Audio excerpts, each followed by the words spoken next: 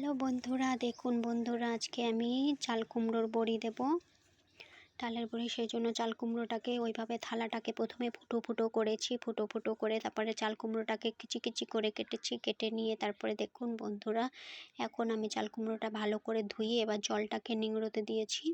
তো জলটা ভালো করে আচ্ছা করে গায়ে যত জোর ছিল সেই জোর দিয়ে ভালো করে নিংড়ে এখন দেখুন বন্ধুরা, আমি এবার ডালগুলোকে ধোবো। তো ডাল ছাড়া তো বড়ি হয় না, সেই জন্য ডালগুলোকেও ভালো করে ধুচ্ছি। ডালগুলো ভালো করে ধুয়ে পরিষ্কার করে কতবার ধুতে হচ্ছে, কতবার ধুচ্ছি, ধুয়ে ধুয়ে পুরো সাদা করে ফেলেছি। দেখুন বন্ধুরা, জানি না আরও কতবার ধুতে হবে। প্রচুর টাইম লেগেছে আমার এই ডালটাকে ধুতে। তারপরে কালো কালো খোসা মতো ছিল, সেগুলোকেও পরিষ্কার করে বেছে ফেলে দিয়েছি। ফেলে দেওয়ার পরে দেখুন বন্ধুরা, আরও ভালো করে পরিষ্কার করে ধুচ্ছি টাইম কলের জল দিয়ে। তো সারা রাত ধুয়ে ভিজিয়ে রেখে দিয়েছি বালতিতে। সকালবেলায় এখন নিয়ে যাচ্ছি ডালগুলোকে ভাঙিয়ে নিয়ে আসতে। তো ভাঙাতে চলে এসেছি, যে মেশিনে দিয়েছে, মেশিন ঘুরছে, গায়ে করে ঘুরছে। আর ডালগুলো দেখুন কি সুন্দর করে বেরোচ্ছে। এই যে পুরো ডাল বেরিয়ে গেছে ফিনিশ হয়ে। তো বাড়ি চলে এলাম। এসে দেখুন বন্ধুরা, চাল কুমড়োটাকে যেটা জল ঝরতে দিয়েছি সেই চাল কুমড়োটাকে আর ডালটাকে একসাথে ফিনিশ করছি।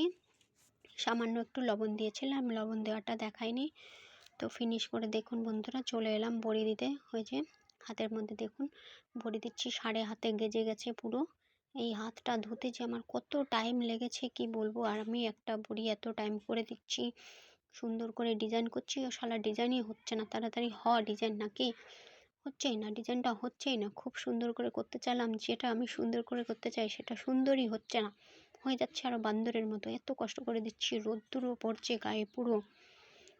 তখন রোদ ছিল, রোদ উঠে গেছে সকালবেলায়। দেখুন এই যে ভালো করে পরিষ্কার করে হচ্ছে না। তাড়াতাড়ি না, হচ্ছে না। রাগ ধরে গেছিলো বড়িগুলো। দেখুন এবার শুকিয়ে গেছে, টনটনে হয়ে গেছে। আমার বড়িতে রোদ পাইনি বলে বড়িটা লাল হয়ে গেছে, কিছু মনে করো না। বড়িতে ভালো রোদ পাইনি, শুক্রবারের দিন দিলাম। তো দেখুন বড়ি দিয়ে তরকারি রান্না করাটাও দেখিয়ে দিচ্ছি।